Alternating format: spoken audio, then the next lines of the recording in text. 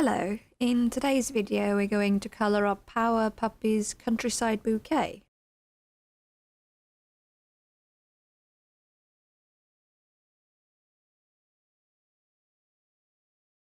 First off, I'm starting with the Y38.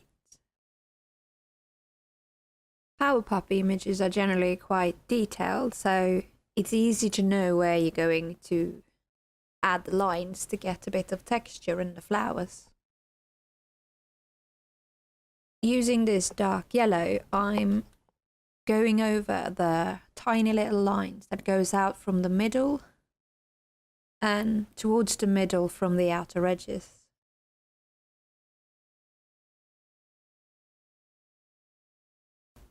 Fine little strokes.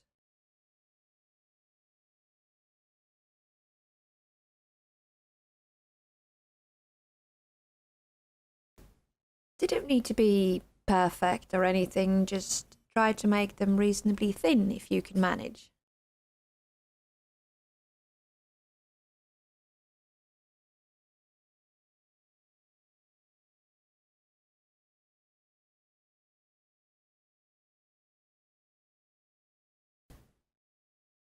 As you can see, we're now getting a nice bit of outline around the flowers for where the darkest colour will be.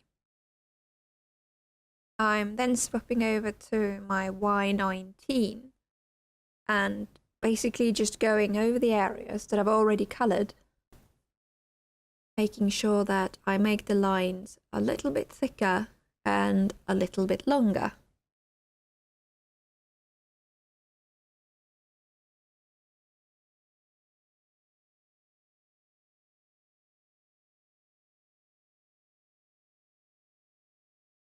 And if there are any areas that you feel needs a little bit more of the shadowed area, then obviously you use this marker a bit more heavy-handed than you did the darkest.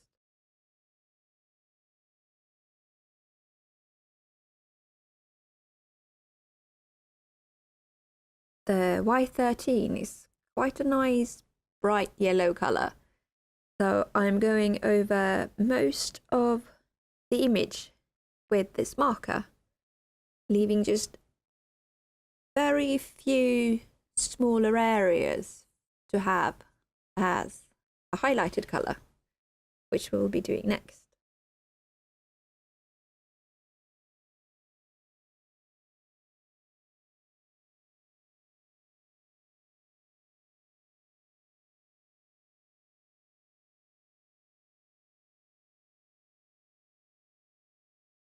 I'm using my Y11 for the lightest coloured areas on this flower.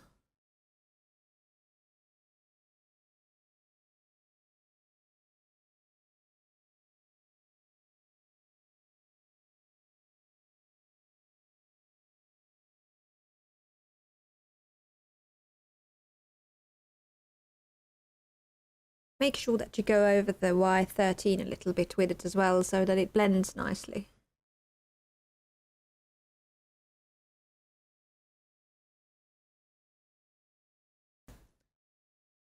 To make sure that you get the darker areas to be a very nice contrast and not just blend into the other parts, you then go over with your darkest marker again. And you go over those areas that you coloured at the start. As you can see, this is creating a greater depth in each of the petals.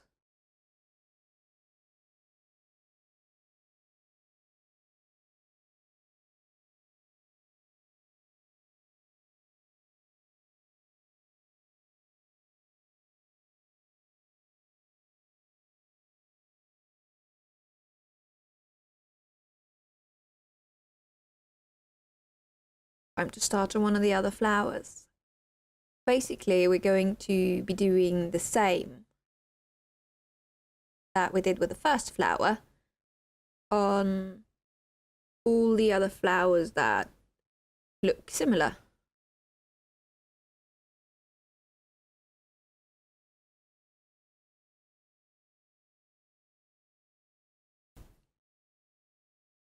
You start with the darkest, Y38, and you basically follow the lines that are already drawn into the image, going out from the center and in from the edges.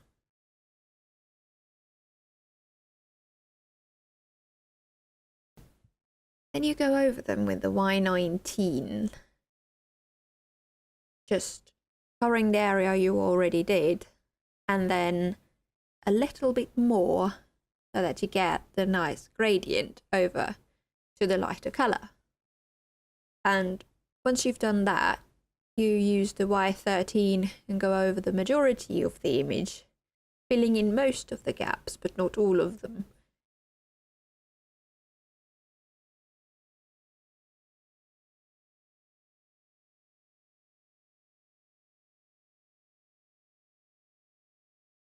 You leave those for the Y11, as that will be the highlights of the flower.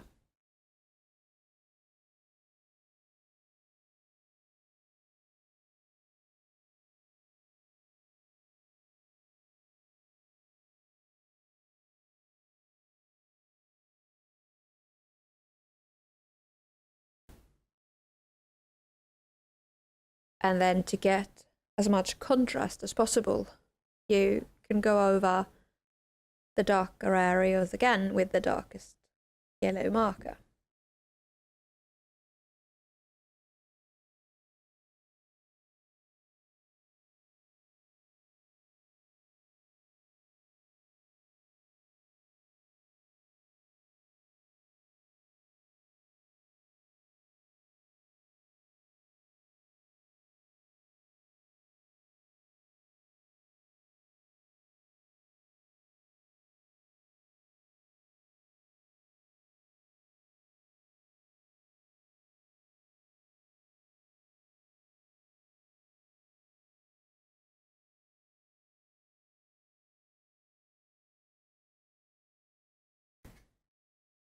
When you color up an image like this, where you have several images of the same kind, like here you have several of the same flowers, it's always a good idea to color them up in a similar way. So we start with the darkest marker, go over it with the Y19, and then going over most of the image with Y13 before we do the Y11 as the highlights, only to finish off using the dark marker again to make the lowlights, to add the contrast.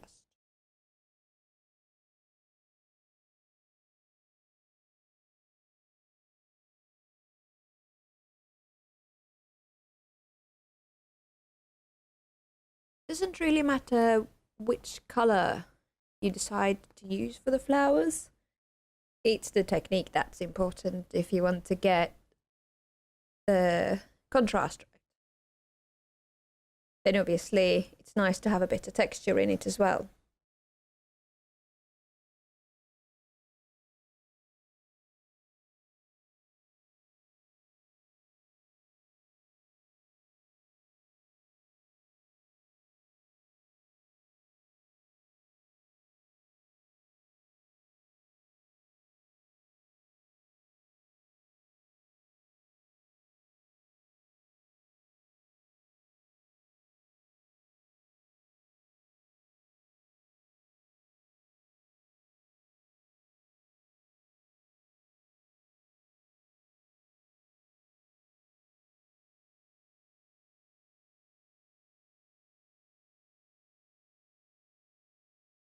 This one is a little bit trickier because it hasn't completely bloomed yet, so it hasn't opened up. But you follow the same sort of procedure, although it's going to be a little bit more fiddly as the part in the middle is a bit smaller.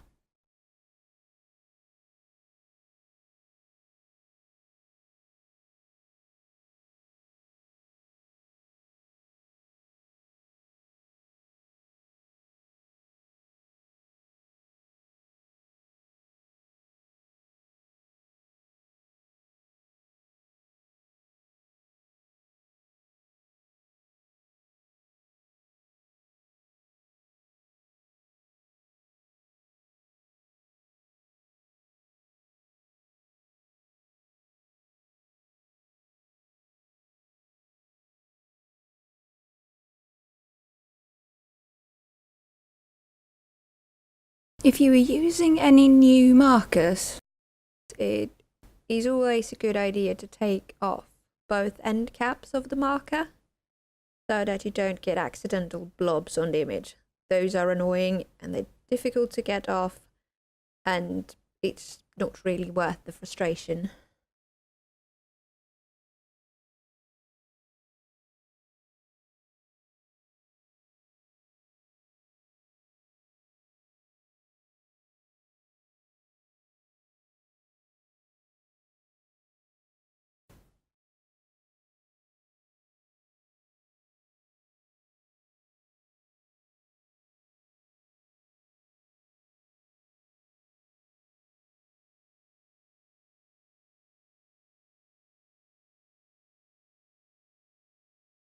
I've opted for an orange combination for the little flower buds, mostly because I wanted them darker than the yellow. So I've started with an earth tone, the EO8, gone over to a YR, and then into the yellow that we've already been using on the yellow flowers.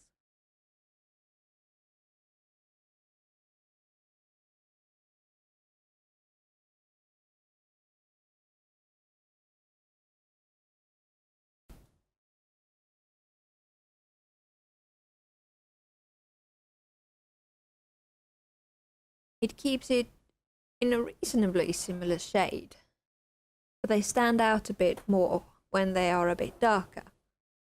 If they'd been yellow like the others, they would have nearly faded away because the bigger flowers would take way too much focus compared to the little ones.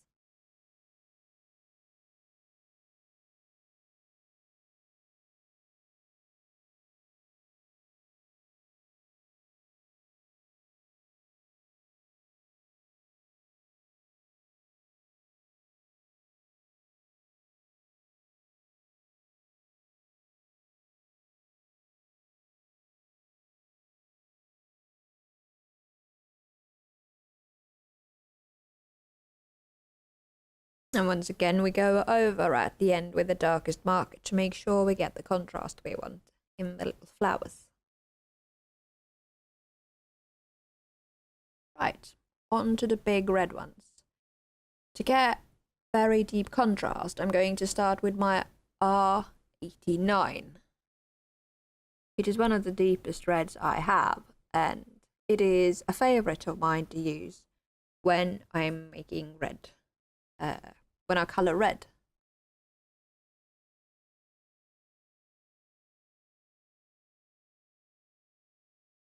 I go around the petals to make sure I get the shadows in the place I want them, and then I follow the lines in the image and not really creating many new ones because they provide a great guideline for where you can cast shadows.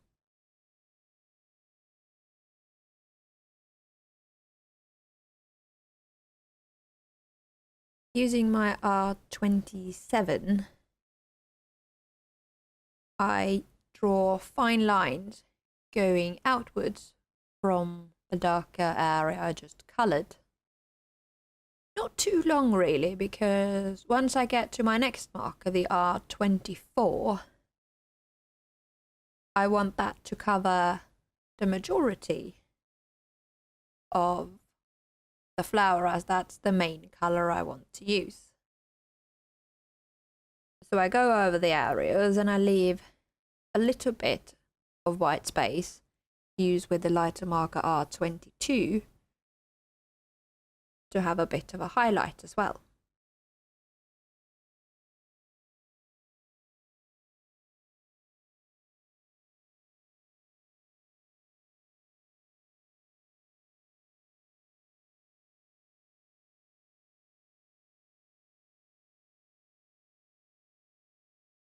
As you can see, when you colour over the shade that is a little bit darker, you get a nice blend of colours. No harsh lines between them.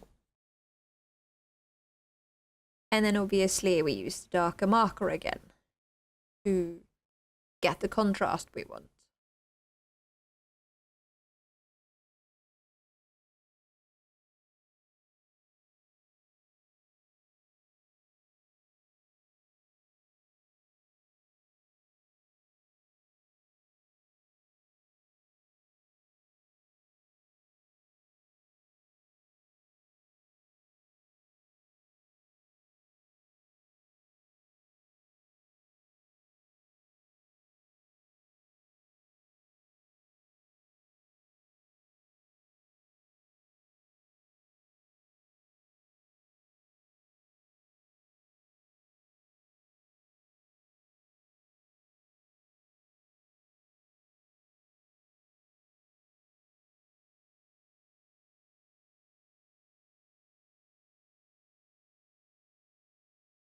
we're following the same procedure on the next flower.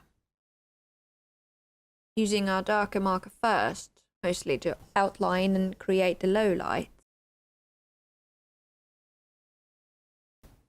And then going around the middle area so that they get a little bit shadowed as well.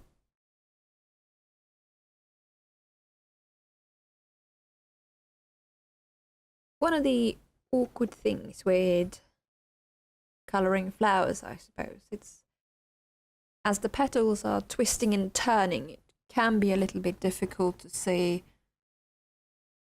where the shadows and where the low light should be. That is another reason why the Power Poppy images are so great, because they do give you a fair bit of help with the lines in the image itself.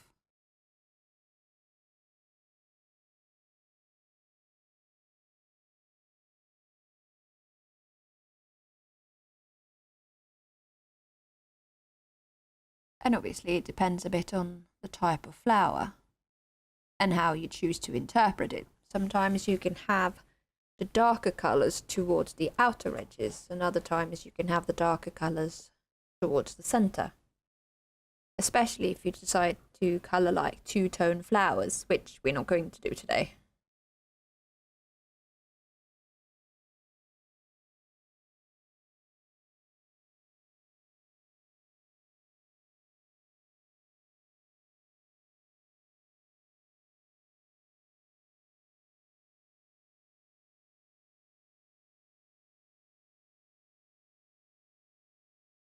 It's a good idea to decide before you start which of the markers you want as your main marker for the flower. I've opted for a combination of 4 markers in these ones, where the second lightest marker is the main colour. The darker marker is used to bridge between the darkest marker and the main colour, and then obviously a lighter one to create the highlight. So your main marker should never be the darkest or the lightest colour.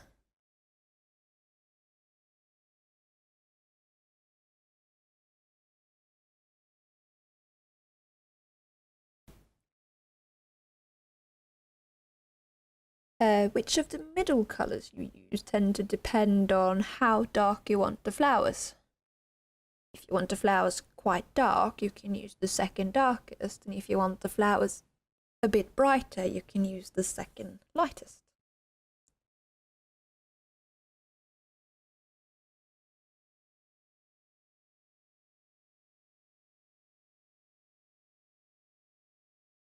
Once again, I'm just quickly going over the darker areas to make sure that the contrast is there.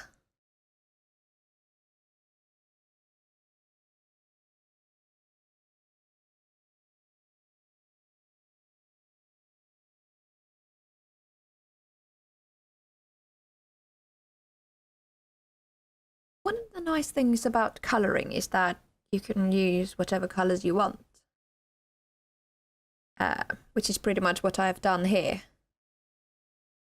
But if you want the, say, flowers to be as true as possible, you can always look up the flower and see what colours they come in initially, if you don't want to just randomly make up a colour unintentionally.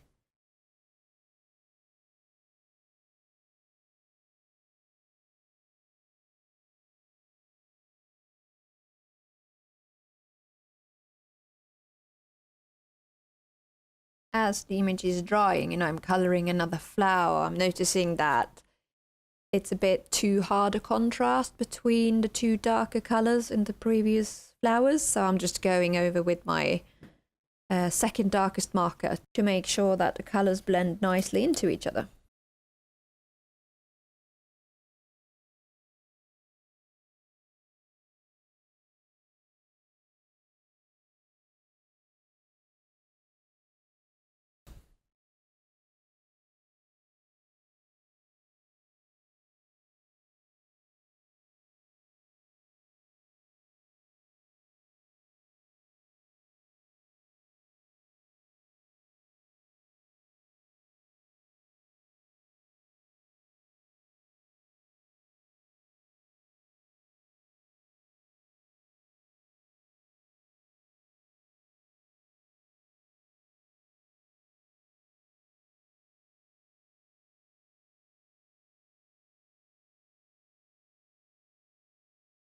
as you can see, I am trying to keep most of the image in the same spot so that you can easily see what I'm doing. However, it can be a bit awkward to color things in certain ways like that. So what I would recommend that you do is twist your paper so that you get it at the angle that suits you. But I do feel it would be a little bit messy for a video if I was turning the paper for each time I changed marker or something like that. But for the flower I'm colouring right now, I would definitely be turning the paper if it wasn't for video purposes. The same goes for when you are making the shadows at the start for the yellow. If you find it easier to do the lines away from you, obviously you need to twist the paper around so that you always flick the same way. The same goes if you prefer to flick towards you. It's all a matter of preference. But it's important that you are comfortable with your colouring.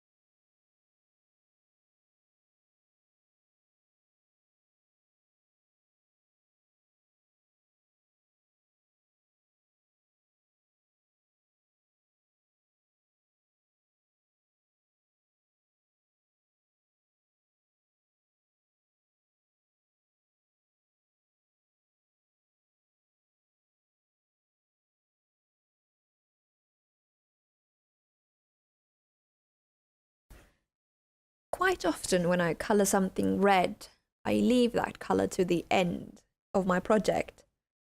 But as there's not really much in this image that I would need to colour close to the red shades, then it's not that big of a deal.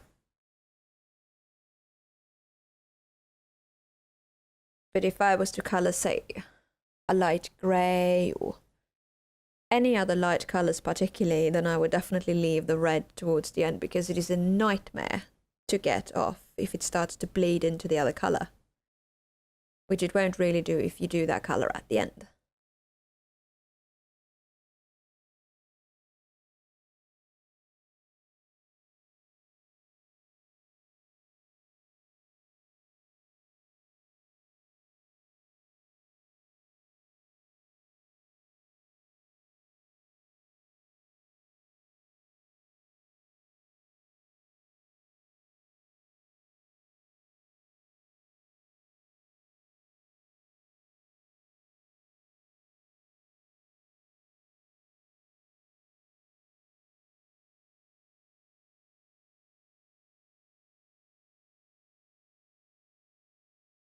If you find it difficult to know where to put your highlights or your lowlights, you can always start by trying to map it out using a very faint marker.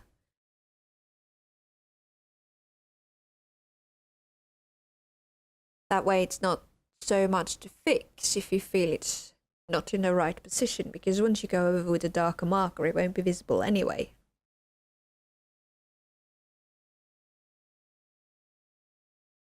So, time for the tiny little stems.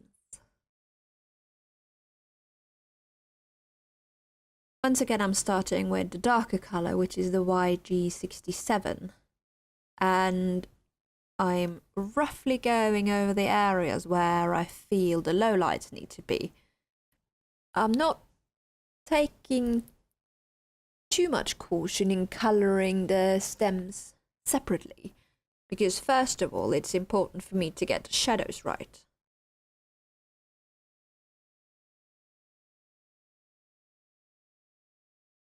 The areas you need to colour are also really quite tiny. So if you're starting to try to colour each stem separately like that, and you're not that great with using a light hand and the fine strokes. And it probably won't look how you want it anyway. But if you start with the areas you want shadow, say under where the flowers are tied or right underneath the flowers, then you will at least get a nice bit of contrast into the greens as well.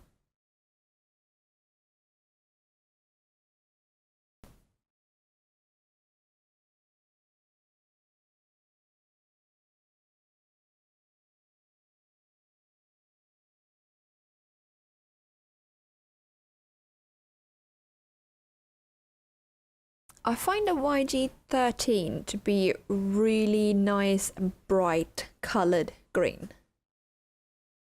As it has a bit of yellow in it, it's not too, well, then it's not too blue really. I find some of the greens can get a bit too, not quite turquoise, but definitely not the colour green I want when I colour leaves. So I tend to stick with my YG combinations for that kind of thing. And as you can see, even though it's quite a gap between the two shades I'm using, they do complement each other quite well.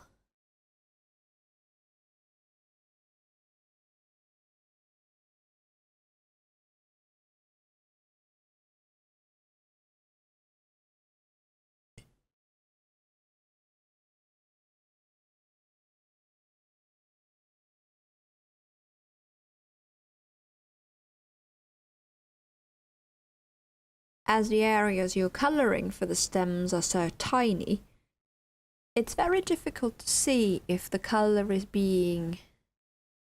blends well anyway if you use several colours. So what I do here to avoid that the colours dry up before I finish is that I am doing approximately half of the things I want green, and then finishing off with the lighter marker before I then start to colour the other half of the image. Normally I would probably recommend that you do a smaller area at a time, but I generally colour fast enough that I can do 2 or 3 sections at the same time without the colour drying up too quickly. But it does depend on what I colour as well. So, say for the flowers, if you're doing this mostly to practice, it would probably be good to do 1 petal at a time.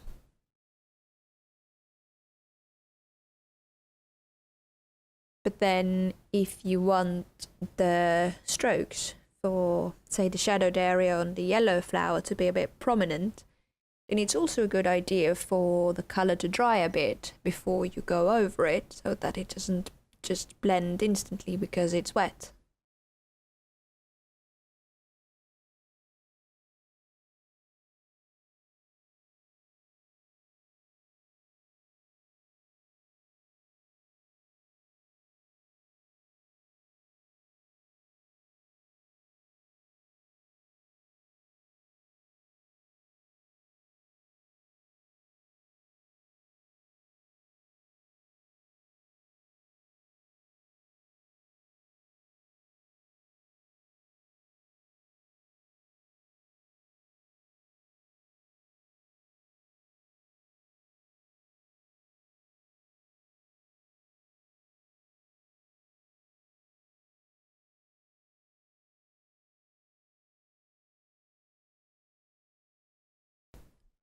By the way, if you only have a few markers, for the orange ones, you can always blend the Y38 into, say, the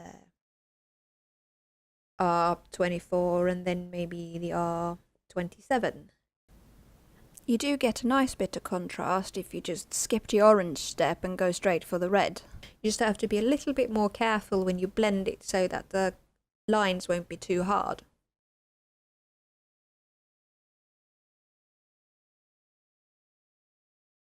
As you can see, I'm opting for something a little bit different now. I've decided to make the entire flower blue. Not just the flowery bit, but the part that I assume tends to be green as well. This is because I felt the area that would be blue was a bit too small and I wanted more blue. I like blue. And this is what I mean. You can choose to do things your own way, or you can look up how they look and get them as realistic as possible. The realistic part wasn't very important for me.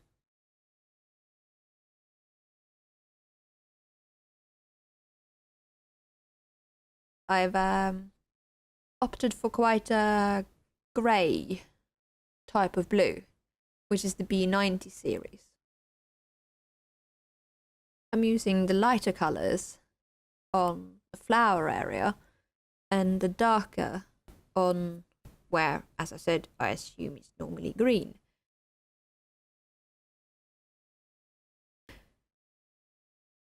I'm deliberately keeping out of floral terminology here, as that is really not my strong point, especially not in English.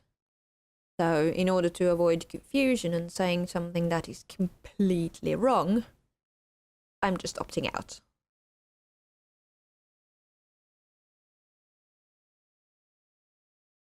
I'm using the Y000 to get a little bit of a purple hue on the flower bits and avoiding blending it into white, well, grey.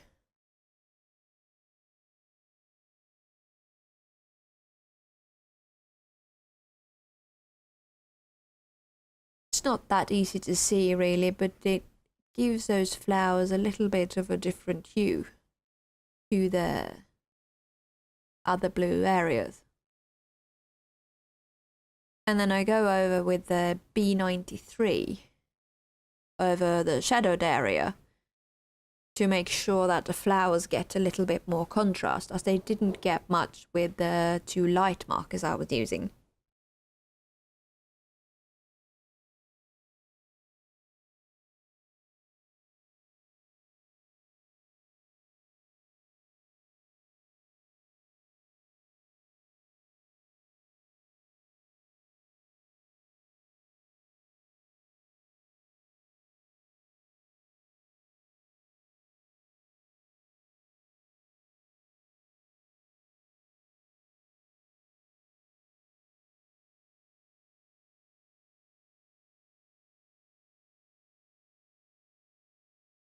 To colour the centre of the yellow flowers, I'm using E08 and E97, which are an orange type of earth tone, really.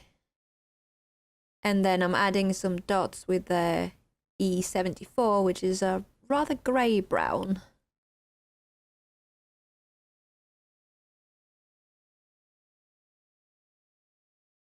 And then to get the contrast in, I'm going over with the dark E79, doing tiny little dots to make sure that you can see those bits stand out a little bit.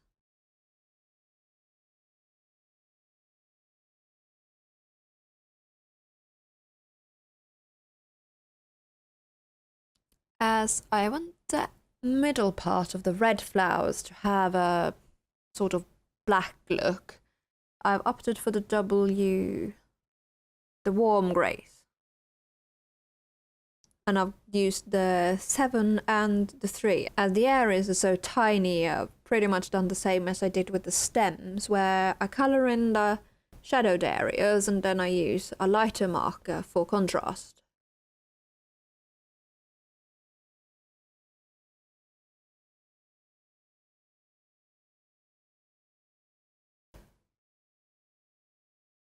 And for the small circles around the centre of the yellow flowers, I'm doing similar. But instead of trying to colour in the little circles, I'm doing tiny little dots in the corner of those circles.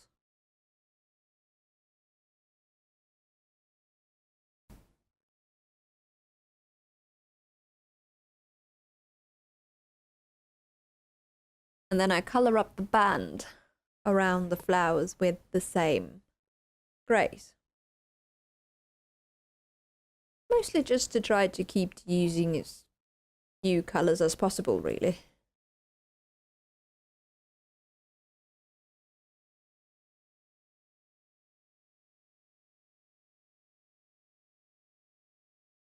To create a little bit of texture around the image, I'm just quickly going over with some of the very, very light markers I've got. I've decided to not show you which colours they are because it doesn't really matter. But I've used a greyish colour, warm grey I think it is. I think I used a yellow and a purple, I believe it was. But that is just personal preference. It will be a very, very faint texture around the flower when it makes it onto a card.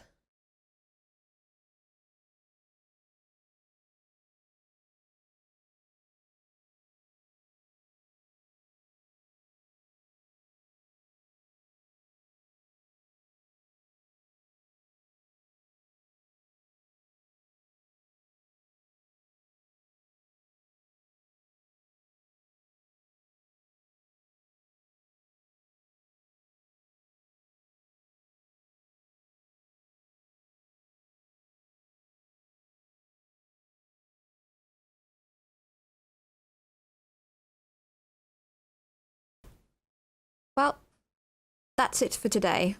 Thank you all for watching, and I'll try to be back with another one soon.